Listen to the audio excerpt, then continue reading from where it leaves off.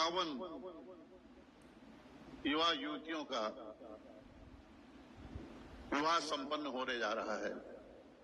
परिणय सूत्र में बंध रहे हैं, जीवन की नई शुरुआत कर रहे हैं। मैं उनको भी अपनी शुभकामनाएं देना चाहता हूं, अपना आशीर्वाद भी देना चाहता हूं। आप सबकी ओर से जो मंच पर और जो हमारे पंडाल में हमारे वरिष्ठ नेता, कनिष्ठ नेता, सभी नेतागण, भाई बहन यहाँ पर आए हैं, उनकी तरफ से भी मैं आपको शुभकामनाएं देना चाहता हूं। यकीनन एक सुखद अवसर है हम सब के लिए। मैं ज्यादा समय लेना नहीं चाहता हूं, कोई राजनीतिक मंच भी नहीं है। मैं कोई ऐसी बात भी नहीं कहना चाहता हूं कि हम राजनीति करें, हर अवसर को राजनीति में तब्दील करें, ये भी मैं नहीं चाहता हूं। लेकिन सच्चाई सामने है। ये सर्वधर्म समभाव की एक उदाहरण है, मिसाल है। यहाँ पर जाति, मजहब, धर्म के सभी हमारे युवतियां जो आज शादी विवाह संपन्न होने जा रहा है, जिनका सब सम्मिलित है। और ये विचारधारा आज देश की विचारधारा होनी चाहिए।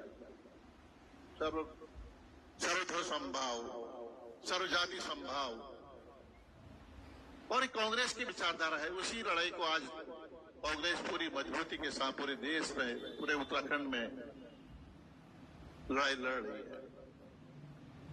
ये देश सबका है, ये हिंदुस्तान सबका है, ये मुल्क सबका है।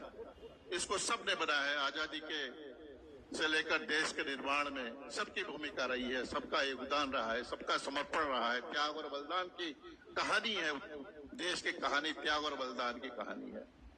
मैं उन बातों को दोहराना नहीं चाहता हूं, समय भी लेना नहीं चाहता हूं।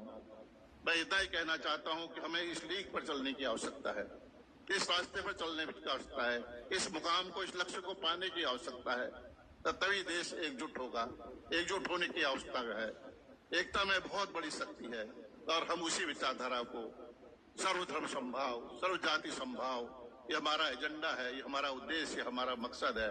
और हम सब मिलकर तराई में कौन लोग नहीं रहते हैं। हर धर्म, जाति, समुदाय, संप्रदाय के लोग यहाँ पर रहते हैं सदियों से। और श्रद्धेय नारायण दत्त तिवारी जी आज हमारे बीच में नहीं है। उन्होंने इसे कौमी एकता का गुलदस्ता कहा था। गुलदस्ता, कौमी एकता का गुलदस्ता। अलग अलग किस्म के, अलग अलग राज्य के, अलग अलग प्रदेश के फूल यहाँ खिलते हैं। यही हमारी खासियत है, ये देश की खासियत है। आइए हम सब मिलकर इस नवविवाहित युवा युवतियों को अपना आशीर्वाद दें, सहयोग दें। मैं धन्यवाद देना चाहता हूं, हृदय से आभारी हूं।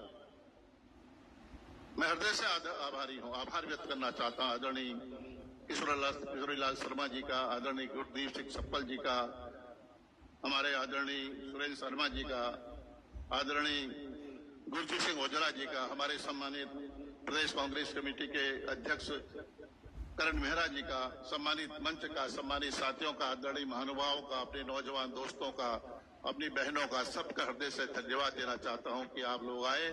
और ये सुखद क्षण होंगे भविष्य के लिए भी। ये यादगार क्षण है आज, क्योंकि हमारे प्रदेश के, देश के प्रमुख नेता यहाँ पर मौजूद है।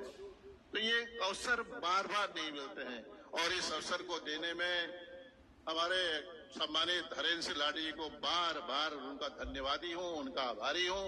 और मुझे विश्वास है जो उन्होंने एक अपना लक्ष्य निर्धारित किया है, जो उन्होंने एक संकल्प लिया है, आने वाले समय में, अगले वर्ष भी इसी तरह, इससे भी भव्य रूप में हम सब मिलेंगे, ऐसा मेरा मानना है। मेरी ओर से, आप सबकी ओर से बहुत बहुत शुभकामनाएं, बधाई, बहुत बहुत धन्यवाद।